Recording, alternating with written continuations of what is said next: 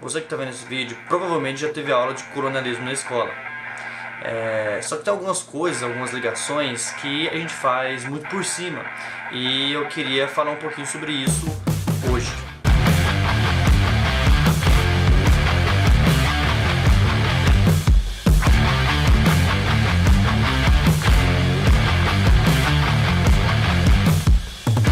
Renascimento, início da modernidade.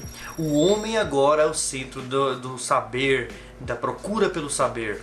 A razão do homem é a base de sustentação do Renascimento, que está trazendo de volta as culturas da Grécia e de Roma, que tinham uma busca incessante pela verdade. Essa busca incessante pela verdade tinha como propósito desenvolver, na época da Grécia, desenvolver Atenas, e agora desenvolver a sociedade europeia, né? Nesse momento o ser humano ele começa a ter a perspectiva de que ele tem a capacidade de ir atrás do conhecimento por si e deixa de lado os dogmas da igreja. Mas tem alguns fatores interessantes. Uma das coisas que a gente sabe, por exemplo, que Francis Bacon, um dos autores aí desse momento, que vai contribuir muito para a revolução científica com o método indutivo, ele vai trazer para a gente o seguinte pensamento, né? Saber é poder. Por quê? Porque com o saber a gente domina a natureza, ela se torna submissa a nós, né? E nesse movimento o ser humano ele se separa da natureza, ele se vê distante da natureza, alheio diante de todos os outros animais não racionais, né? Todos os outros que não são racionais são inferiores ao homem. O que caracteriza o ser humano é a sua racionalidade, né?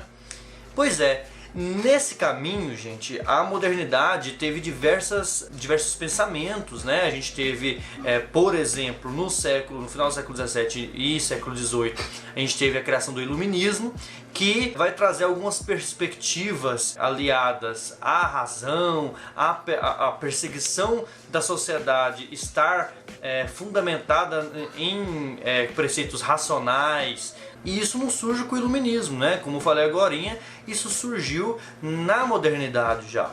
Agora, isso vai ter algumas consequências, né? No início da modernidade, a gente já tem o início do contratualismo também, né? Enquanto ideia.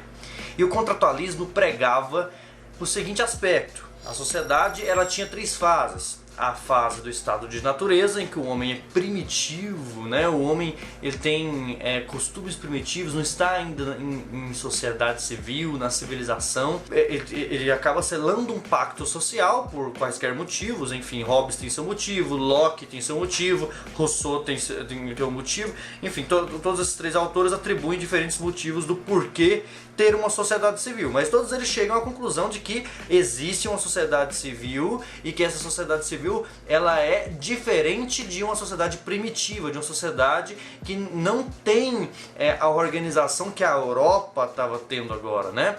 Hobbes ali defendia o absolutismo, Locke e Rousseau o iluminismo, mas de uma forma ou de outra essas ideias europeias modernas, mesmo que em embates, concordavam no seguinte fator: o homem é superior à natureza porque é civilizado e essa civilização tem como base a razão. Beleza.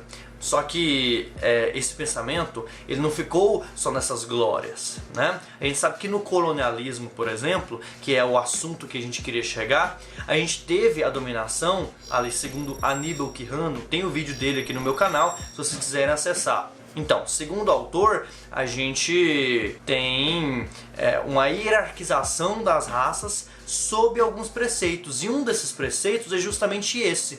Como assim, Gabriel? Não entendi. Olha, se os nativos aqui estão mais próximos do estado de natureza, do primitivo do contratualismo, da ideia menos racional, de ter uma menos civilização, que seria um modelo de sociedade europeia, eles estão mais próximos da natureza. E se o homem tem o saber é poder e submissão da natureza, a natureza, ou seja, esses nativos, deveriam estar submissos ao homem. E qual que é o homem? É o europeu. No caso, há aqui um processo de desumanização dos nativos, né? Então isso vai legitimar, além de outros fatores, com certeza, a dominação colonial no território americano. Além disso, isso vai ser fundamentado com outras ideias que vão se desenvolver posteriormente. Mesmo sob a matriz do capitalismo, outras ideias vão se desenvolver para legitimar esse aspecto racionalista. Só que antes de falar sobre essa ideia que legitima ainda até os dias atuais essa ótica eurocentrista, essa ótica de ver o nativo como desumanizado, como ver ele mais próximo da natureza do que da própria humanidade, né?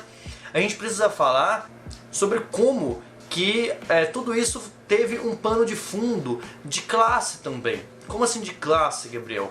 Ora, de classe porque a gente teve a burguesia financiando desde o início no Renascimento e em toda a modernidade esse tipo de desenvolvimento intelectual. Mesmo a Revolução Científica, né, iniciada ali com Copérnico, o heliocentrismo, e toda essa promessa de que a ciência traria o desenvolvimento da humanidade, também trouxe o pensamento de que o ser humano era racionalmente superior, né? E o ser humano aqui, o homem branco europeu que estava desenvolvendo a ciência. Então, todos os autores nesse período estavam falando da realidade europeia, né? Não falo todos para não generalizar. Então, a maioria dos autores falavam da realidade europeia. Então, por exemplo, quando Locke falava sobre liberdade, né, o pai do liberalismo, quando ele falava sobre liberdade, ele estava falando da liberdade dos europeus, ele estava falando de humanos, né? Na perspectiva racionalista aqui da Europa, os nativos não eram nem considerados humanos, eles discutiam até se eles tinham alma. Inclusive, eu até indico esse livro aqui, ó, para vocês,